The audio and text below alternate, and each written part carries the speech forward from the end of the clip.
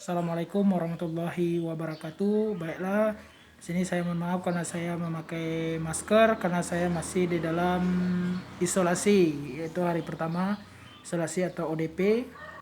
Baiklah, di sini saya akan menjelaskan laporan pendahuluan saya, yaitu tentang trauma abdomen. Trauma abdomen adalah kerusakan pada struktur di antara diafragma dengan pelvis yang disebabkan oleh benda tumpul atau benda tajam. Untuk mekanisme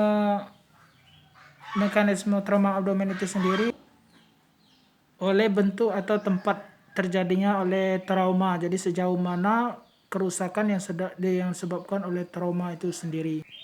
Untuk penyebab trauma itu bisa disebabkan oleh dua jenis, yaitu disebabkan oleh benda tumpul dan benda tajam. Itu untuk etiologinya. Untuk patofisiologinya yaitu trauma.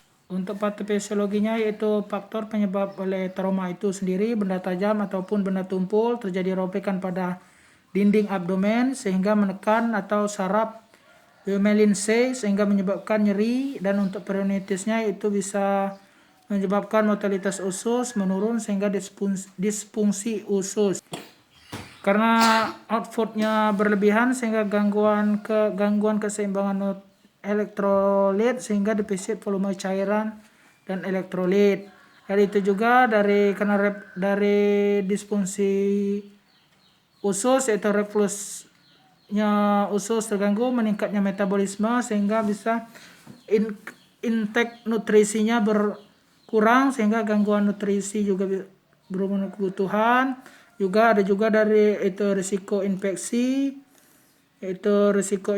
dari terjadinya robekan itu tadi sehingga menyebabkan pendarahan dan jaringan lunaknya rusak dan rongga abdomen sehingga dilakukan invasi atau pembedahan atau invasive drain sehingga menjadi risiko infeksi. Untuk tanda dan gejala menurut IQDA 2009 itu ada abrasi,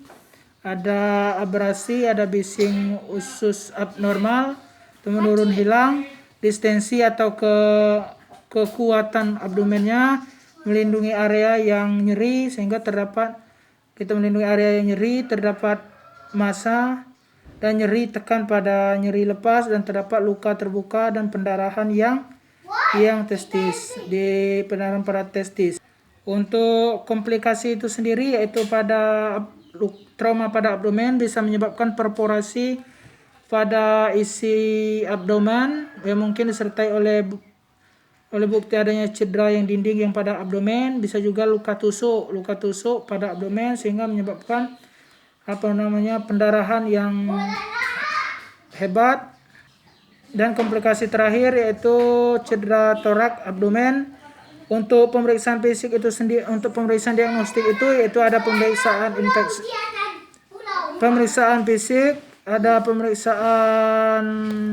fisik yaitu menggunakan palpasi, perkusi, infeksi dan palpasi, perkusi, auskultasi.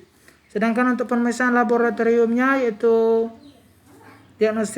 pemeriksaan diagnostiknya yaitu menggunakan PAS, ada menggunakan CT scan pada abdomen, dan ada DVL atau diagnostik peritoneal levogi,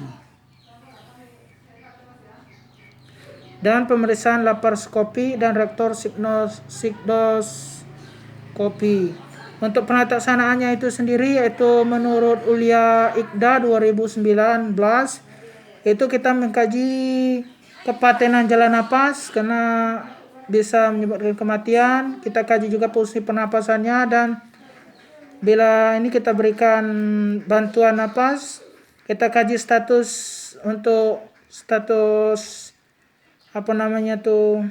kaji status hemodinamiknya.